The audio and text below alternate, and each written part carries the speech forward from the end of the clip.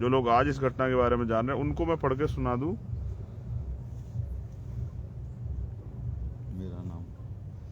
मेरा नाम ओम प्रकाश रैगर है। मेरे पिता का नाम नारायण रैगर है। दिवाली के दिन हम अपने खेत में गवार बाजरे की फसल इकट्ठा कर रहे थे, तभी कृष्णराम गुर्जर व इनके 2 भतीजे कानाराम व नंदराम जबरदस्ती हमारे खेत में भेड़ बकरी चराने लगे तथा जब पापा ने इनका विरोध किया तो उन्होंने लाठियों से मारा पीटा। मेरे पापा विकलांग हैं। उन्होंने कैसे तैसे करके जान बचाई और गांव की तरफ भागे। मुझे और मेरी मम्मी को पूरी घटना बताई। जब हम वहां पहुंचे तो उन्होंने हमें भी घेर लिया तथा हमें भी जाति सूचक शब्दों से अपमानित किया। कहा कि तुम हमारा कुछ नहीं बिगाड़ सकते। ये लोग यह हर साल हमारे साथ ऐसा ही करते हैं। जब हम खेत पर का काम लास्ट में अपनी फसल को तैयार करते हैं, उससे पहले ये लोग अपनी भेड़ बकरियों को हमारे खेत में डाल देते हैं और हमें परेशान करते हैं। मेरे पापा 4 महीने खेत में ही सोते हैं, चाहे बारिश हो या सर्दी या गर्मी। जब हम वारदात होने के बाद थाने में FIR कराने गए तो वहाँ थानाधिकारी के पास किसी का फ़ोन आ गया कि इनका केस मत लेना, और हमें वहाँ से मेडिकल करवाने के बाद डरा धमका कर भगा दिया गया। बोले कल आना। अगले दिन जब हम वहाँ गए तो बोला कि हमने सुबह आने के लिए बोला था, अब आप लोग कल आना। हमने कोर्ट में जाने का नाम लिया तो उन्होंने हमारी FIR लिखी, लेकिन केस को बहुत हल्का कर दिया ताकि हम कुछ भी ना कर सकें। इसमें हमारे गांव के पूर्व सरपंच रणजीत सिंह राठौड़ गुर्जर वोट बैंक पाने के लिए शामिल हो गया। उसकी जान पहचान बहुत बड़ी है, इसलिए उसने और थानाधिकारी अयूब खान इन्होंने मिलकर मेरे छोटे भाई राहुल और मेरे अंकल युगल किशोर पर झूठी रिपोर्ट दर्ज करवा दी तथा जो डिप्टी, आप जानते हैं शेड्यूल कास्ट के मामलों की जांच हमारे यहाँ CO करते हैं यूपी में, तो यहाँ उप अधीक्षक यानी कि डिप्टी उनको कहते हैं वो करते हैं। डिप्टी लोकेंद्र दादरवाल हमारा बयान करने मेरे गांव आया तो वह भी रणजीत सिंह राठौड़ के घर जाकर बैठ गया और यह सब मिल गए। आज तक कोई भी कार्रवाई नहीं की गई। मैं अपने माँ बाप का आत्मसम्मान नहीं बचा पाया। मैं अपने माता पिता का आत्मसम्मान नहीं बचा पाया। उनके सामने जाने में भी मुझे शर्मिंदगी महसूस होती है, जिन्होंने मुझे इतना पढ़ाया। आज मैं उनकी रक्षा व आत्मसम्मान नहीं बचा पाया। अतः मैंने जिस संविधान को पढ़ा और समझा, फिर भी मैं कुछ कर नहीं पाया। इस सिस्टम की वजह से और गांव वाले पूर्व सरपंच की वजह से इनके पास धन व पॉलिटिकल बल है। मेरे केस को उन्होंने पॉलिटिकल बना दिया और मैं सिर्फ देखता रह गया। मैंने कानून की सहायता ली, जबकि इन्होंने हम पर एक झूठा केस बना दिया। जो मैं अब कर रहा हूं मुझे पता है बहुत गलत।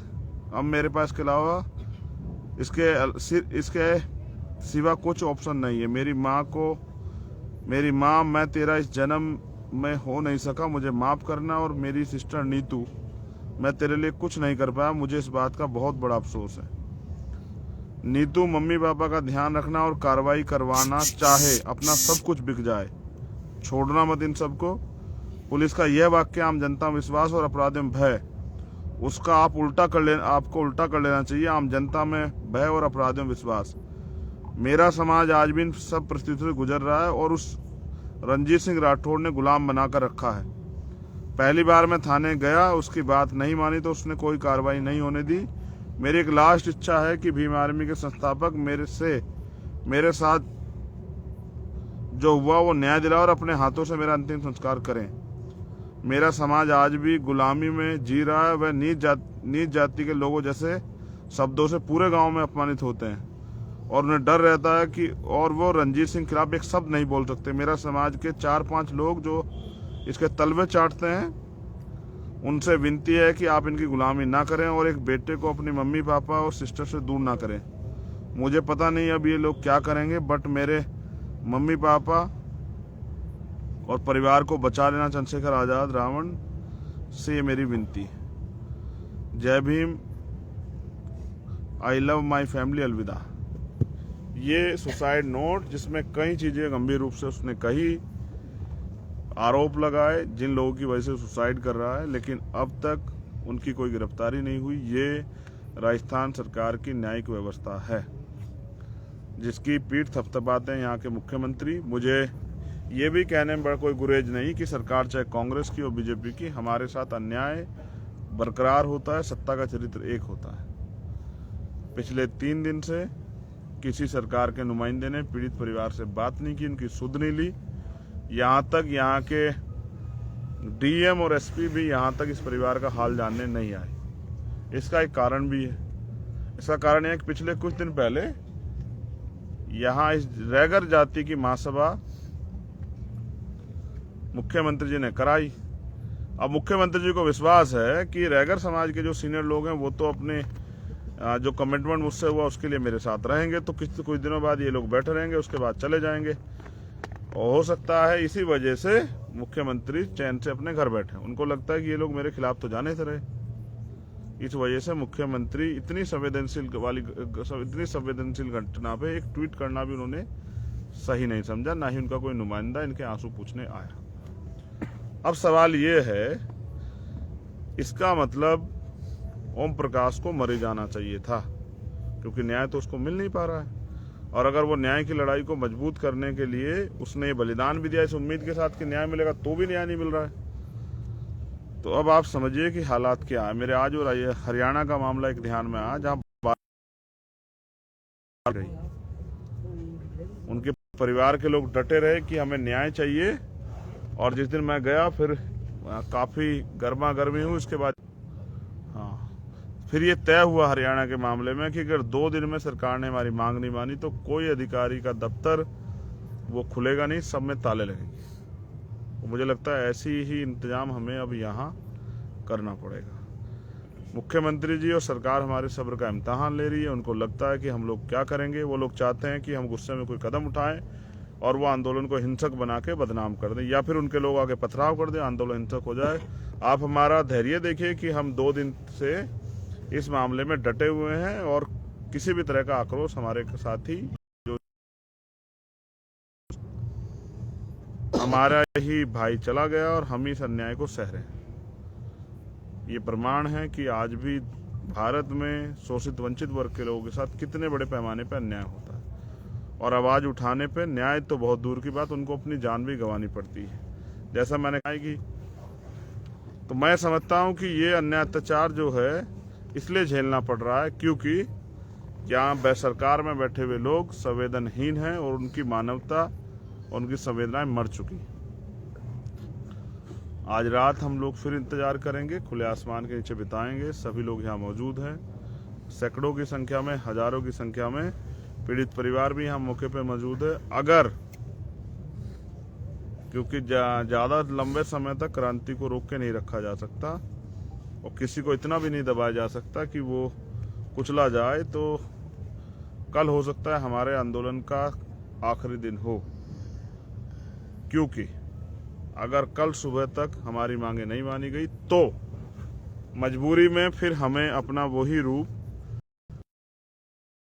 ये समाज अन्याय अत्याचार के खिलाफ लड़ने के लिए 2 अप्रैल जैसा इख्तियार करता है, तो वही रूप जो है मजबूरन अपने भाई के सम्मान की रक्षा के लिए हम लोगों को लेना पड़ेगा। चाहे फिर जाके हम इस डेड बॉडी को ले जाके अपने भाई की, चाहे हमें तो इसलिए आज का इंतजार हम लोग करेंगे। कल सुबह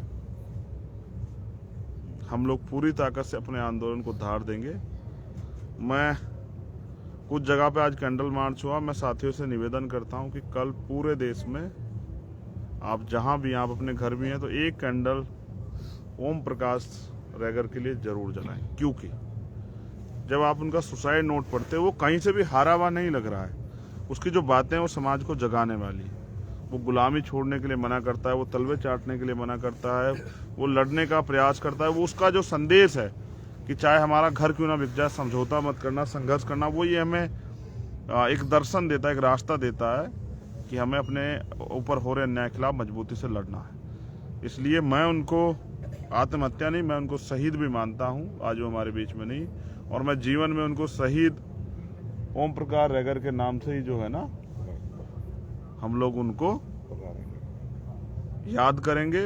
और मेरा ऐसा मानना है कि जिस दिन उनकी शहादत हुई, यानी कि 1 नवंबर, उस दिन को हम एक वीर योद्धा की शहादत के रूप में मनाया करेंगे। तो मैं अपने सभी साथी से अपील करता हूं, जो साथी इस लाइव को सुन रहे हैं, क्योंकि लेट हो गया है, जहां तक भी मेरा संदेश चला जाए, जब आप सुबह भी सुनेंगे, और हमारे जो सीनियर लीडर हैं भीम आर्मी के, मैं उनसे भी रिक्वेस्ट करता हूं कि वो भी संदेश को साथियों तक पहुंचा दे ग्रुपों के माध्यम से। कल पूरे देश में सभी जगह पे जहां जहां भी हमारे कार्यकर्ता मौजूद हैं, वो कैंडल जरूर जलाएं शाम के समय, और उसकी फोटो जरूर डालें।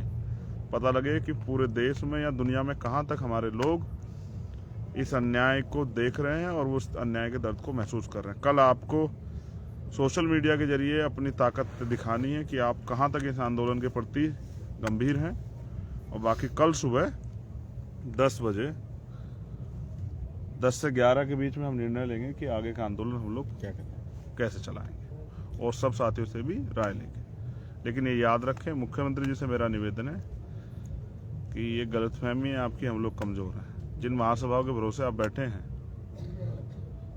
तो वो एक कहावत मुझे याद आती है कि दरख्तों के कटने किस्सा ना होता अगर कुल्हाड़ी में लकड़ी का हिस्सा ना होता। अगर हमारे लोग आपकी चाटुकारिता नहीं कर रहे होते तो श्रीमान आप तो चैन से अपने घर में नहीं सो रहे होते। ये गलती हमारी, और मैं इसमें अपने आप को ज्यादा दोषी मानता हूं कि मैं अपने लोगों को गुलामी करने से रोक नहीं पाया, वरना आपके जैसे मुख्यमंत्री हमारे लोगों के तलवे चाटते अगर हमारे लोग संगठित होते। खैर कोई बात नहीं, इनको तो हम लोग समझा लेंगे, लेकिन आपको भी समझाने का समय समाज देख रहा है, वो आपको भी समझाएगा। आपकी इस तानाशाही का, आपकी इस गुंडागर्दी का जवाब समाज समय आने पर देगा। मगर मैं राजस्थान के साथियों से अपील करूंगा कि राजस्थान के साथ वो संदेश पहुंचाएं कि कल पूरे देश में वो कैंडल मार्च करें शाम के समय, और इस नालायक निकम्मी सरकार की न्यायिक व्यवस्था, कानूनी व्यवस्था का ढिंडोरा जिसका पीटते हैं, वो पूरे देश में बताने का काम करें कि यहाँ की सरकारें किस तरह से। तो मैं जो बात आपसे अंतिम कह रहा था कि ये सरकारें हमें जिंदा रहते तो न्याय नहीं देती, तो मरने के बाद भी न्याय नहीं देती। इस निकम्मी सरकारों के भरोसे जितने दिन आप रहोगे, आप अपने ही लोगों के साथ खिलवाड़ करते रहोगे और खुद से ही मजाक करते रहोगे। बहुत बहुत धन्यवाद जिन लोगों ने मुझे सुना। बस अभी से इस मैसेज को वायरल कीजिए, कल कैंडल मार्च है। कल सभी जगह से पता लगना चाहिए कि देश के किस किस कोने में इस अन्याय के प्रति गुस्सा और जो है इस अन्याय के खिलाफ लड़ने का विश्वास जो है वो मजबूत हो रहा है। जय भीम, जय भारत, जय जोहार, जय मंडल, जय संविधान। आप सभी के लिए मंगल कामनाएं। बाकी अपडेट के साथ सुबह आपसे मुलाकात होगी। कल का दिन निर्णायक दिन होगा, ऐसा मुझे लगता है। जय भीम। और